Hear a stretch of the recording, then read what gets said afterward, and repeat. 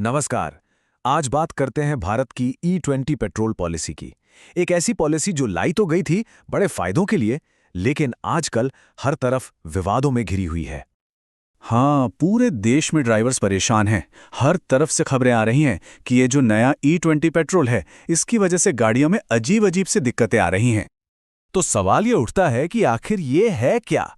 क्या ये कोई स्कैम है, कोई घोटाला है, जैसा कि कई लोग कह रहे हैं, या फिर मामला कुछ और ही है, थोड़ा पेचीदा? चलिए आज इसी की तह तक चलते हैं। तो सबसे पहले ये समझते हैं कि इस पॉलिसी पर इतने सवाल उठ क्यों रहे हैं, और इसकी एक बड़ी वजह है इसे लागू करने में दिखाई गई जल्दबाजी। अच्छा, तो ये E20 पेट्रोल है क्या चीज़? देखिए, बहुत सिंपल है। E का मतलब इथेनॉल और 20 का मतलब 20%, यानी वो पेट्रोल जिसमें 20% इथेनॉल मिलाया गया हो। और ये इथेनॉल बनता है गन्ने और मक्के जैसी फसलों से। अब यहाँ कहानी में एक ट्विस्ट आता है।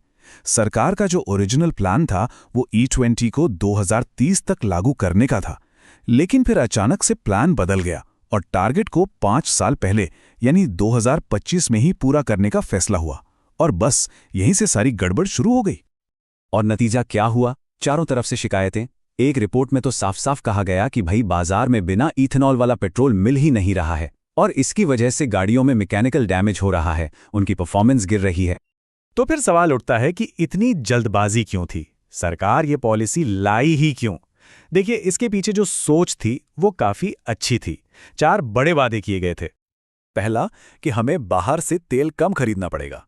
दूसरा, हमारे किसानों की आमदनी बढ़ेगी। तीसरा, गाड़ियों से निकलने वाला धुआं यानी कार्बन एमिशन कम होगा। और चौथा, हम ऊर्जा के मामले में आत्मनिर्भर बनेंगे। अब सुनने में तो ये सब एकदम परफेक्ट लगता है ना? और पैसों की बात करें तो एक बहुत बड़ा फायदा दिख रहा था। अनुमान ये था कि 20% इथेनॉल मिलाने से भारत हर साल 28 बिलियन डॉलर्स बचा सकता है। ये बहुत बहुत बड़ी रकम है।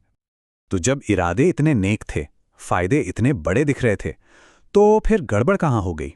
चलिए अब एक एक करके समझते हैं कि आखिर ये सब गलत कैसे होता गया। देखिए, सबसे पहली दिक्कत है साइंस में। इसे कहते हैं एनर्जी डेंसिटी। आसान भाषा में समझें तो 1 लीटर पेट्रोल जितनी ताकत देता है, 1 लीटर इथेनॉल उतनी नहीं दे पाता। असल में पेट्रोल के मुकाबले इथेनॉल में करीब 34% कम एनर्जी होती है। इसका सीधा सीधा मतलब है कम माइलेज। तो माइलेज तो गिला ही, कारों में 6 से 7% और बाइक्स में 3 से 4% तक। पर असली प्रॉब्लम इससे भी बड़ी है। इथेनॉल की एक आदत होती है, वो हवा से नमी यानी पानी सोख लेता है। अब सोचिए, ये पानी जब इंजन और फ्यूल सिस्टम में पहुंचेगा तो क्या होगा? जंग लगेगा, रबर के पाइप और सील गल जाएंगे, और नतीजा एक मोटा खर्चा। दूसरी बड़ी गड़बड़ हुई फूड वर्सेस फ्यूल की बहस में। मतलब जो अनाज हम खाते हैं, क्या उसे गाड़ी चलाने के लिए इस्तेमाल करना चाहिए? आंकड़े देखिए, 2023-24 में भारत में जितना भी इथेनॉल बना, उसका 42% सिर्फ मक्के से बना था। वही मक्का जो हमारी थाली का हिस्सा है। और इसका असर वाकई चौंकाने वाला है। हुआ ये कि हमने इथेनॉल बनाने के लिए इतना घरेलू मक्का इस्तेमाल कर लिया कि देश में खाने के लिए ही कमी पड़ने लगी। नतीजा ये हुआ कि 2024 में भारत को मक्का इंपोर्ट करना पड़ा, और इंपोर्ट में बढ़ोतरी कितनी हुई? 7,940%। जरा सोचिए, एक जो देश मक्का एक्सपोर्ट करता था, वो अब इंपोर्ट करने पर मजबूर हो गया।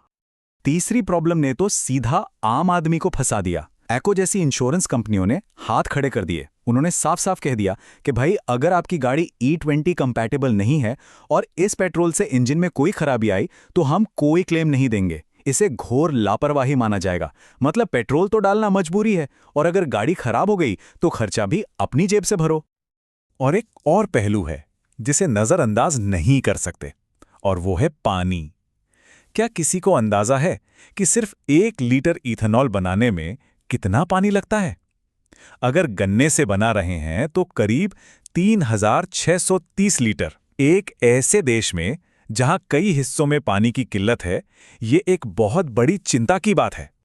तो सवाल ये है कि क्या इसका कोई सॉल्यूशन है? बिल्कुल है, और इसके लिए हमें कहीं दूर जाने की जरूरत नहीं, बस ब्राजील को देखने की जरूरत है। एक ऐसा देश जिसने इस काम को बहुत ही कामयाबी से किया है। यहां सबसे बड़ा फर्क है समय का। जिस काम को भारत ने 5 साल में करने की ठानी, उसे करने में ब्राजील को 4 दशक यानी 40 साल से ज्यादा लगे। उन्होंने 1970 के दशक में सिर्फ E10 से शुरुआत की थी और फिर धीरे धीरे आराम से आज वो E27 के लेवल तक पहुंचे हैं। तो ब्राजील ने ऐसा क्या सही किया? 2 चीजें, टेक्नोलॉजी और लोगों को चॉइस देना। वहां 80% से ज्यादा गाड़ियां फ्लेक्स फ्यूल व्हीकल हैं, मतलब उनके इंजन ऐसे बने हैं कि आप उसमें चाहे पेट्रोल डालो, चाहे इथेनॉल या दोनों को किसी भी रेशियो में मिला के डालो, गाड़ी आराम से चलती है। और सबसे बड़ी बात, लोगों के पास चुनने का विकल्प है।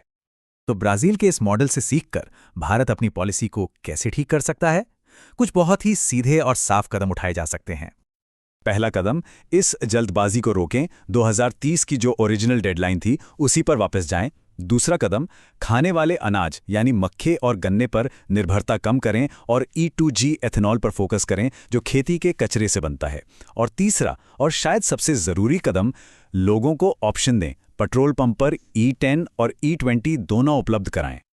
तो आखिर में बात ये नहीं है कि E20 पॉलिसी अच्छी है या बुरी, इरादा तो वाकई में अच्छा है।